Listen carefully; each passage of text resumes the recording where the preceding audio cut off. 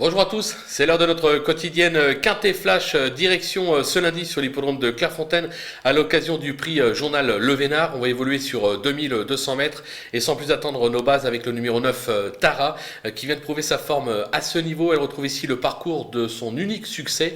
L'engagement est favorable, je pense qu'elle devrait jouer vraiment la gagne. Le numéro 7 Gladys Senora qui reste sur une probante deuxième place à ce niveau à Longchamp. Elle s'est déjà bien comportée sur le parcours du jour, sur sa lancée, elle doit lutter pour la victoire. L'As Wizkid qui est au top de sa forme, il affiche 100% de réussite sur la distance. Alors il reste chargé, mais je pense qu'il a encore son mot à dire pour jouer les tout premiers rôles. Les opposants avec le numéro 5 Lily Blue qui affiche 75% de réussite à ce niveau, elle se plaît sur ce type de distance. Sa forme est sûre, elle aussi peut jouer un podium. Le numéro 3 Graigne qui est irréprochable cette saison, n'ayant pas conclu plus loin que 4e en 7 sorties. Alors il monte ici un peu de catégorie, mais je pense qu'il en a la pointure, il faudra s'en méfier. Le numéro 2 Monsieur Xo qui a déjà pointé le bout de son nez à ce niveau, son récent succès lui vaut d'être ici en valeur 40,5.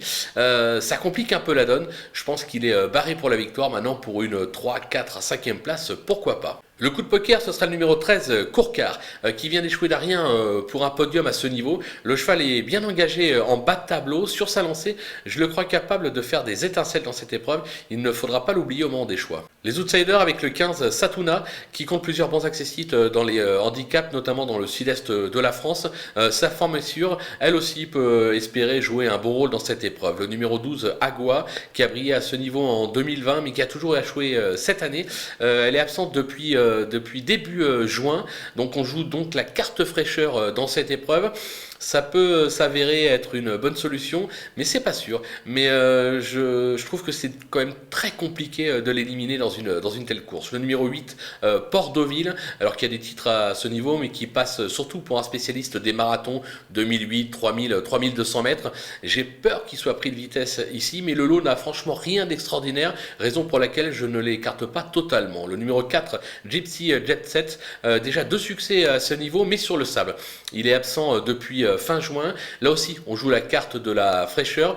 S'il s'adapte au gazon pour cette épreuve, parce qu'il a déjà fait ses preuves sur le gazon, je me dis qu'il peut tout à fait venir accrocher une 4, 5e place. Et enfin, le numéro 11, Blue Hills, qui s'est déjà bien comporté à ce niveau, mais qui n'a pas convaincu pour sa rentrée sur l'hippodrome de Longchamp. Il s'agit de la fameuse deuxième course. On sait qu'en général, c'est jamais la meilleure des sorties. Mais bon, on le garde quand même en bout de piste. Les délaissés, ils sont au nombre de 4 avec le 6, La Roselière, qui a gagné à ce niveau en septembre 2020, mais il n'a pas été en mesure de confirmer depuis. Ses dernières sorties sont décevantes, raison pour laquelle je l'élimine. Le numéro 10, Matina Falza, qui a démarré l'année en 27,5 de valeur et est aujourd'hui en 36, ce qui explique son récent échec sur l'hippodrome de Vichy.